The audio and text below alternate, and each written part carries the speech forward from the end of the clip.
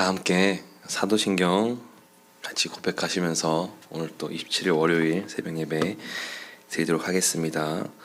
전능하사 천지를 만드신 하나님 아버지를 내가 믿사오며 그 외아들 우리 주 예수 그리스도를 믿사오니 이는 성령으로 잉태하사 동정녀 마리아에게 나시고 본디오 빌라도에게 고난을 받으사 십자가에 못 박혀 죽으시고 장사한 지 사흘 만에 죽은 자 가운데서 다시 살아나시며 하늘에 오르사 전능하신 하나님 우편에 앉아 계시다가 저리로서 산 자와 죽은 자를 심판하러 오시리라. 성령을 믿사오며 거룩한 공회와 성도가 서로 교통하는 것과 죄를 사하여 주시는 것과 몸이 다시 사는 것과 영원히 사는 것을 믿사옵나이다. 아멘. 찬송가 257장입니다. 찬송가 257장입니다.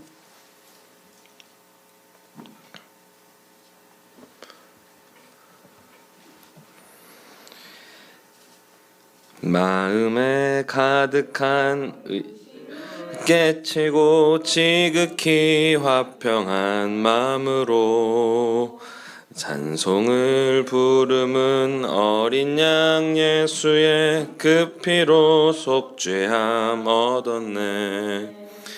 속죄함 속죄함 주 예수 내 죄를 속했네. 할렐루야 소리를 합하여 함께 찬송하세. 그 피로 속죄함 얻었네. 금이나 은같이 없어질 보배로 속죄함 받은 것 아니요. 거룩한 하나님 어린 양 예수의 그 피로 속죄함 얻었네. 속죄함 속죄함 주 예수 내 죄를 속했네. 할렐루야 소리를 합하여 함께 찬송하세. 그 피로 속죄함 얻었네. 나 같은 죄인이 용서함 받아서 주 앞에 옳다함 얻음은 확실히 믿기는 어린 양 예수의 그 피로 속죄함 얻었네.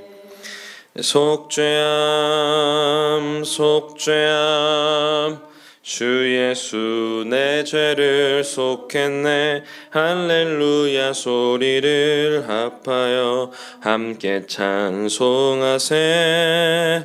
그 피로 속죄함 얻었네. 거룩한 천국에 올라간 후에도 넘치는 은혜의 찬송을 기쁘게 부름은 어린 양 예수의 그 피로 속죄함 얻었네. 속죄함 속죄함 주 예수 내 죄를 속했네. 할렐루야 소리를 합하여 함께 찬송하세. 그 피로 속죄함 얻었네. 아멘. 찬송 한 장 더 하실까요? 204장.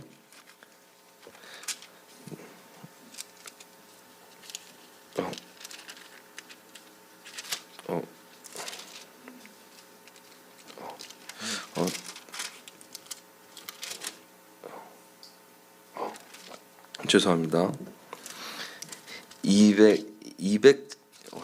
200장입니다. 200장. 달고 오면 그 말씀. 달고 묘한 그 말씀 생명의 말씀은 귀한 그 말씀 진실로 생명의 말씀이 나의 길과 믿음 밝히 보여주니 아름답고 귀한 말씀 생명샘이로다. 아름답고 귀한 말씀 생명샘이로다. 귀한 주님의 말씀은 내 노래 되도다. 모든 사람을 살리는 생명의 말씀을 값도 없이 받아 생명길을 가니 아름답고 귀한 말씀 생명샘이로다. 아름답고 귀한 말씀 생명샘이로다. 널리 울리어 퍼지는 생명의 말씀은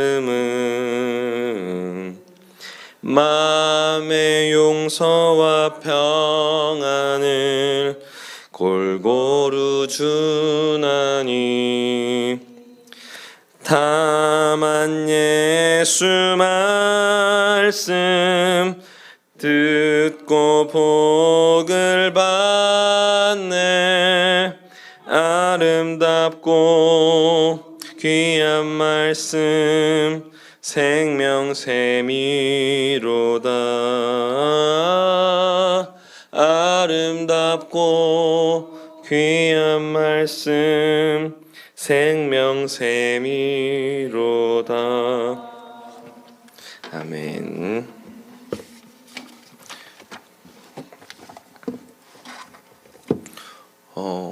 원래 에어컨을 켜놔야 되는데 제가 안 켠 건가요? 죄송합니다.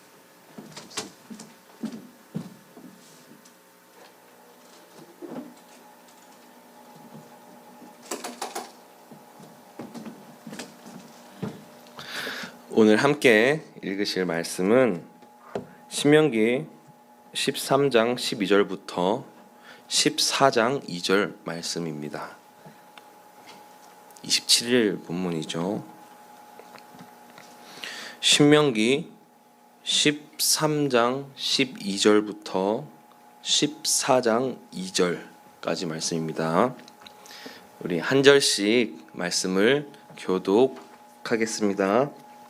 12절부터 읽겠습니다. 내 하나님 여호와께서 내게 주어 거주하게 하시는 한 성읍에 대하여 너에게 소문이 들리기를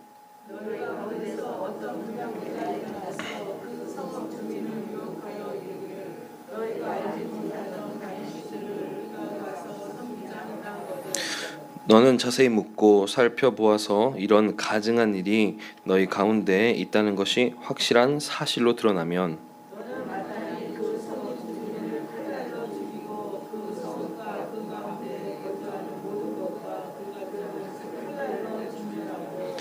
또 그 속에서 빼앗아 차지한 물건을 다 거리에 모아놓고 그 성읍과 그 탈취물 전부를 불살라 내 하나님 여호와께 드릴지니 그 성읍은 영구히 폐허가 되어 다시는 건축되지 아니할 것이라.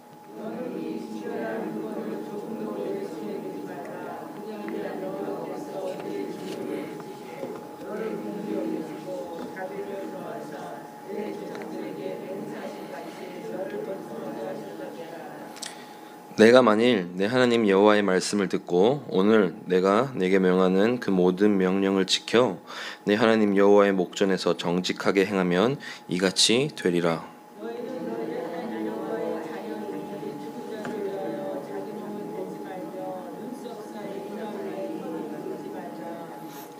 다 같이 2절. 너는 내 하나님 여호와의 성민이라. 여호와께서 지상 만민 중에서 너를 택하사 자기 기업의 백성으로 삼으셨느니라. 아멘.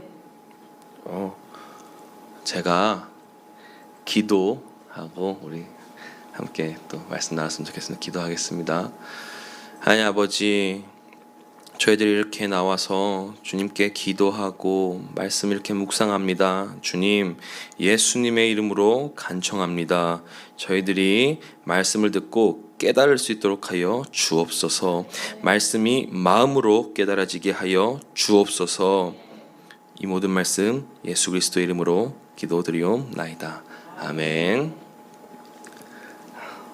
반갑습니다. 할렐루야. 오늘 이렇게 27일 새벽 예배에 함께 나와서 같이 말씀을 나누게 돼서 또 참으로 기쁨이고 영광입니다.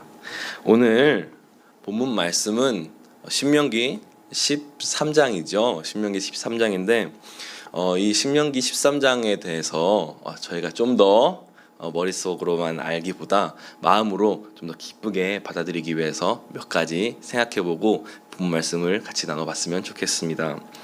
신명기는 이미 목사님이 하셨을지도 모르지만 총 4부분으로 구성되어 있습니다. 몇 부분이요? 4부분으로 구성되어 있습니다. 처음에는 모세 설교 1, 두 번째는 모세 설교 2, 세 번째는 모세 설교 3, 네 번째는 뭘까요?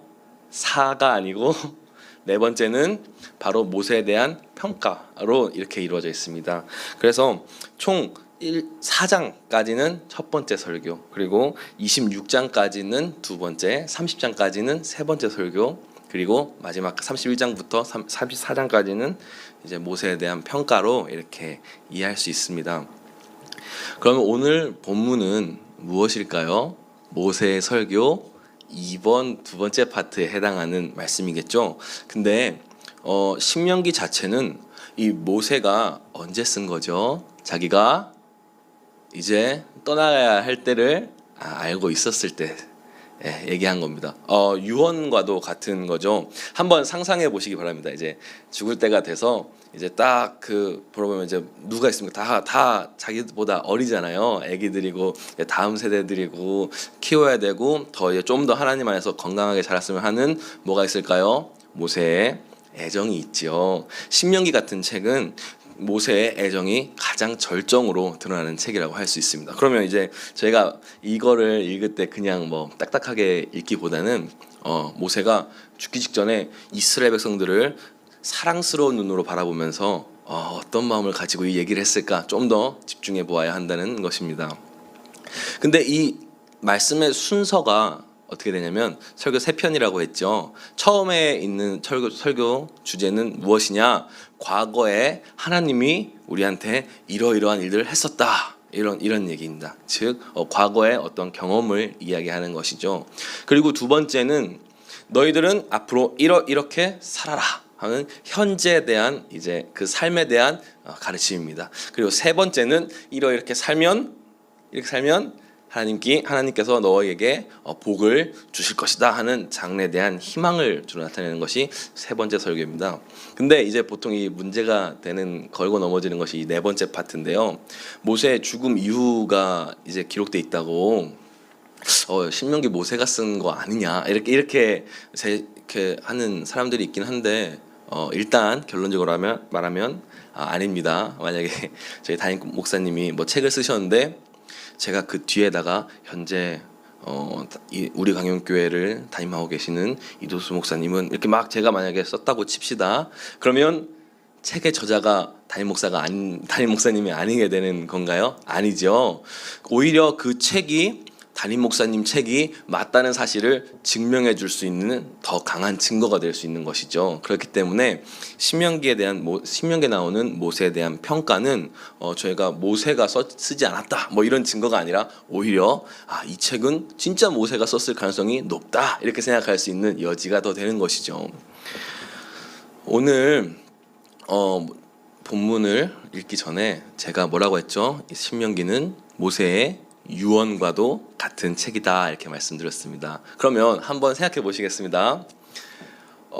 만약에 할아버지께서 손자들에게 이제 유언을 한다고 뭐 간단한 유언을 한다고 생각해 보면 처음에 만약에 저희 할아버지가 저에게 말씀하신다고 가정을 하면 성민아 너 옛날에 손 안 씻고 밥 먹어가지고 배탈 난 적 있지 않니?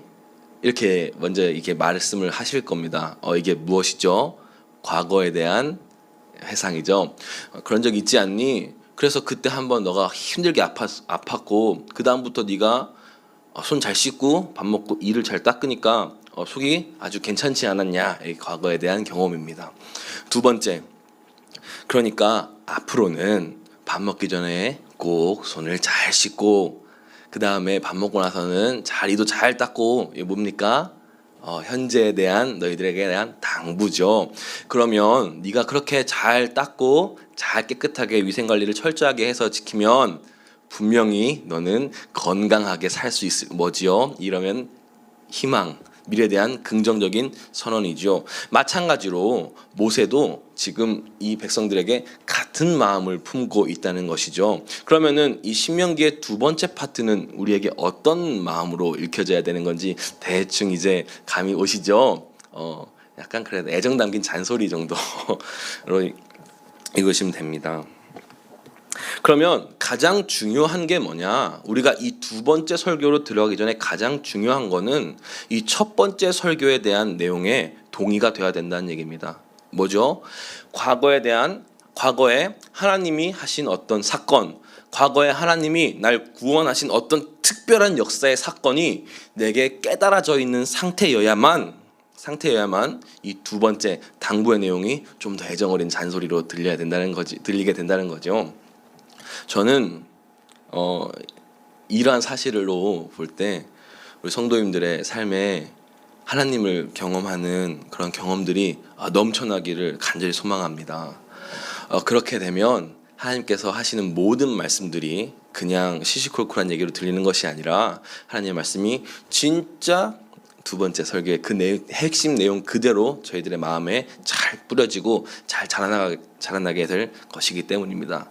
그 뭐냐면 어떠한 힘든 사건, 나를 영육간에 굉장히 피곤하게 하는 사건들이 분명히 있을 수 있습니다. 근데 그럴 때마다 이게 나에게 하나님을 만나는 특별한 경험이 될 거야, 이런 식으로 좀 더 미래를 소망하는 마음을 가지길 바란다는 말씀입니다.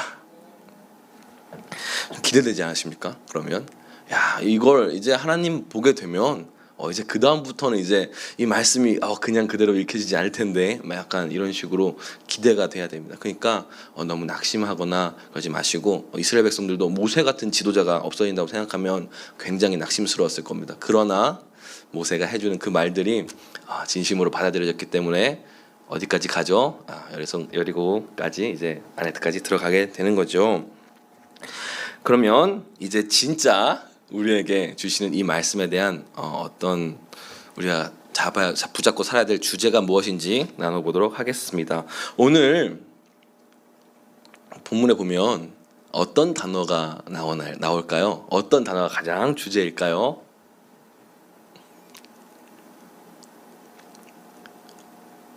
제가 말씀드리겠습니다.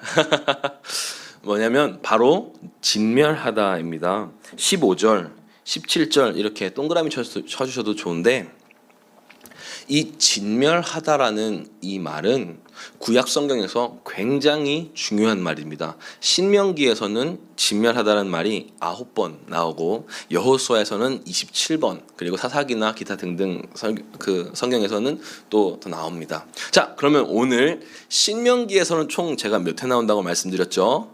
9번. 근데 우리가 언뜻 눈으로 보기에도 9번 중에 몇 번이 지금 여기에 있는 겁니까? 2번이 여기에 있는 겁니다. 그럼 신명기 전체를 봤을 때 이 진멸, 이 히브리어로 뭐라고 하냐면 헤렘이라고 하는데요. 이 헤렘에 대한 내용이 이 장의 가장 뭡니까? 키포인트, 핵심이라는 거죠.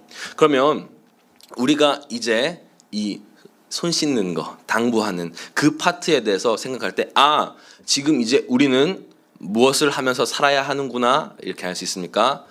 헤렘하면서 진멸하면서 살아야 하는구나, 이렇게 이 본문을 보고 받아들일 수 있는 거죠. 깨달을 수 있는 거죠. 진멸이 무엇이냐? 진멸이 성경에 나오는 헤렘이라는 뜻은 헤렘의 의미는 악한 것을 제하여 버리는 것을 얘기합니다. 한 개도 남기지 아니하고 모든 악한 것을 제하고, 하나님께서 불살라 버리라고 한 것을 남기지 않고 온전히 불살라 버리는 것, 그것을 헤렘이라고 합니다. 만약에 이 헤렘이 온전히 이루어지지 않았을 경우에는 하나님의 진노가 실질적으로 임하게 되는 것이죠. 가까운 이야기를 한번 들어보겠습니다. 여호수아서에 보면 이제 뭘 감추죠? 아이성 전투에서 패배하게 돼서 이제 원인을 찾다 보니까 누가 감추죠? 누가 무엇을 감추죠? 아간이 범죄한 게 있죠. 그것이 바로 그 모든 성읍에 있는 물건을 취하지 아니하고 다 헤렘할 것을 하나님께서 뭐 하셨는데? 명하셨는데 그 물건을 몰래 취한 것이죠. 바로 하나님이 명령하신 헤렘이 온전히 지켜지지 않았다는 것입니다. 근데 이 헤렘에 대한 문제는 사실 우리가 그냥 막연하게 하나님이 어떤 강력한 명령, 하나님께서 막 이거는 없애라, 막 이런 식으로 이해해야 될 것이 아니라 사실은 좀 더 다른 뉘앙스로 이해해야 합니다. 13장 앞에 나오는 13장 3절,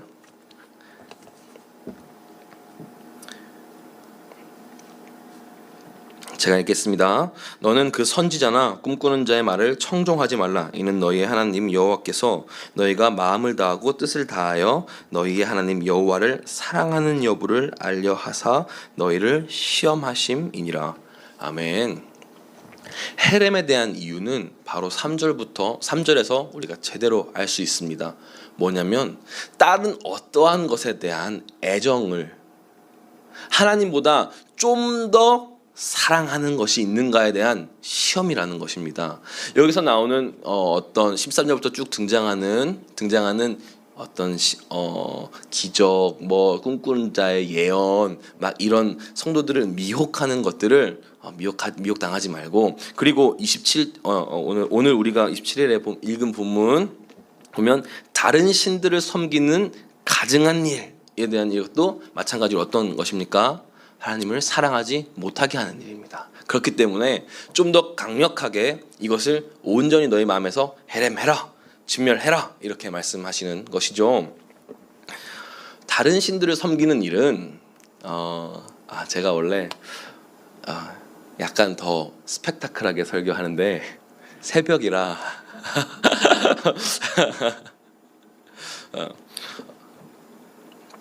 너무 고저가 없나요? 아니죠? 재밌으시죠? 이 우상은 다른 것을 어떻게 얘기할 수 있냐면 우리 마음에서 하나님보다 좀 더 사랑하는 거, 이게 우상입니다. 우상을 놓고 하나님께서 어떻게 표현도 하시냐면 쉽게 말해서 너희가 가늠한다. 좀 더 강력한 어조로 보면 너희가 바람을 핀다. 이런 얘기로 합니다. 하나님께서 이렇게 말씀하신 건 나야 쟤야, 약간 이런 식입니다. 그러면 이제 만약에 한번 예를 들어보겠습니다. 제가 기타를 너무 좋아합니다. 기타 치는 걸 너무 좋아하는데 어느 날 이제 데이트 약속이 잡혔는데 자매랑 이제 데이트를 해야 되는데 시간이 가는 줄도 모르고 기타를 치고 있습니다. 그러면 전화가 오겠죠. 어디야? 이렇게, 미안해, 나 지금 사실은 기타를 좀 치느라, 연습하느라 시간 가는 줄 몰랐네. 이러면 어떻게 됩니까? 나야 기타야, 이렇게 되는 겁니다. 그럼 저는 이제 기타를 헤렘해야 되는 때가 온 거죠. 이해가 되십니까? 마찬가지로 헤렘에 대한 문제는 단순히 우리의 삶에 대한 어떤 성결이나 어떤 수준적인 상승을, 이런 것을 이야기하는 것이 아니라 내 스스로가 하나님을 사랑하는가, 이것을 놓고 하나님이 나야 쟤야 라고 물어볼 때 그때 만약에 나야 기타야 이렇게 물어봤을 때 1초간 머뭇거리면 어떻게 되는 겁니까? 끝나는 거죠. 그럼 이제 벌써 한숨 쉬고 막 그렇게 되는 겁니다. 근데 만약에 진짜로 사랑한다면 그런 질문이 사실은 질문거리가 아니게 됩니다. 나야 기타야 할 때 당연히 뭐 너지. 하나님께서도 마찬가지입니다. 하나님께서 나야 돈이야, 나야 저들이 너희들을 미혹하는 지금 꿈 해몽이야, 아니면 이단이 뭐 어떤 이적이야 이렇게 막 하나님께서 끊임없이 삶에서 질문을 던지실 때 우리가 고민도 하지 않고 우리는 하나님의 말씀이 더 좋습니다. 하나님과 머무는 것이 더 좋습니다. 이렇게 되어야 된다는 거죠. 우리 마음 오늘 우리 이 신명기 13장 내용은 전체적으로 헤렘에 대한 내용입니다. 제가 절대로 제가 한 걸로 이제 본문 말씀에 대한 묵상을 끝내지 마시고 돌아가셔서 꼭 한 번씩 더 읽어보시기 바랍니다. 그러니까 제가 남겨두는 거죠. 여지를 한 번씩 남겨두고 여기는 우리가 진멸해야 될 것이 무엇인가에 대한 그 마음에 대한 진실성을 이야기하고 있는 본문이구나 이렇게 생각하시면 됩니다. 그렇다면 마지막 이 시대를 살아가는 우리가 진짜로 헤렘해야 될 것이 무엇인지 한번 생각해보고 말씀 마치려고 합니다. 우리 삶에서 헤렘해야 될 것이 무엇일까요? 이거 어떤 의미를 가지고 있을까요? 제가 답을 얘기한 거네요. 우리의 삶에서 많은 부분을 제가 아직 프로세싱이 덜 돼가지고 우리의 인생에서 삶을 거룩하게 하나님 앞에서 진멸해야 될 부분이 있다는 것입니다. 우리의 삶에서 사실 너무나 많이 있지 저 이렇게 말씀드리면서도 사실 저는 삶에서 내가 어떤 부분을 없애야 될지 제해야 될지 뭐 거침없이 바로 막 나올 수 있습니다. 이런 부분 이렇게 그만큼 그런 우리의 삶의 부분과 굉장히 밀접하게 연관되어 있는 말씀입니다. 그러나 가장 먼저 쉬운 예로 하나 제가 말씀드리려고 하는데 순종이 제사보다 낫다는 말이 있죠. 가까운 구약 말씀이죠. 순종이 제사보다 낫다는 말이 있습니다. 순종이 제사보다 낫다. 이 말은 제사를 안 드리고 예배를 안 드리고 순종만 하면 괜찮다 이런 말이 아니라 순종이 제사를 포함한다. 순종이 제사보다 더 큰 개념이다. 이런 말씀입니다. 제 예를 한번 들어보겠습니다. 법과 도덕의 관계로 이야기할 수 있죠. 법 잘 지키는 사람이 도덕적인 사람입니까? 아니죠. 그냥 준법 정신이 투철한 사람이죠. 근데 도덕적인 사람은 법을 어깁니까? 아니요. 도덕적인 사람은 법을 그냥 잘 지킵니다. 왜냐하면 법은 도덕의 최소한이기 때문이죠. 마찬가지입니다. 제사는 순종의 최소한입니다. 예배는 순종의 최소한입니다. 예배를 한번 잘 드린 사람이 순종 잘하는 사람이라고 말할 수는 없지만 평소에도 순종을 엄청 잘하는 사람이면 예배에 실패할 확률이 0%이기 때문이죠. 우리의 삶에서 어떤 부분이 슬슬 헤렘해야 될 부분인지 감이 오십니까? 바로 순종에 대한 영역이죠. 하나님 말씀을 내가 좀 더 청종하지 않았던 것이 있다면 오늘 돌아보시기 바랍니다. 내가 하나님 이건가요? 할 때 이제 1초간 망설였던 하나님이 나야 쟤야 할 때 1초간 망설였던 것들을 한번 고민해 보시기 바랍니다. 오늘 그것이 만약에 있다면 오늘 이 새벽에 마음에서 온전히 진멸하여 버리고 다시 한번 새롭게 하나님의 백성으로 살아갈 수 있기를 간절히 소망합니다. 한 가지 더 있습니다. 한 가지 더 마지막입니다. 그래서 이제 구약에서는 순종이 제사보다 낫다 이렇게 말씀하고 더 나아가서 사도 바울은 어떻게 얘기하죠? 너희 몸을 거룩한 산 제물로 드리라 이렇게 말씀합니다. 이게 무슨 얘기냐? 너희 몸을 거룩한 산 제물로 드리라. 이런 건 이제 평소에 수산시장에서 파는 산 오징어 이런 것처럼 제물이 살아있는 상태를 얘기하는 것이 아닙니다. 영어로 하면 ing 뭐뭐 하는 이렇게 하면 분사죠. 현재 분사인데 어렵게 생각하지 않으셔도 됩니다. 해석을 어떻게 하냐면 뭐뭐 하는 이렇게 해석하면 됩니다. 뭐뭐 하는. 그러면 산이라는 해석보다 사실 어떻게 이해하는 것이 좀 더 바릅니까?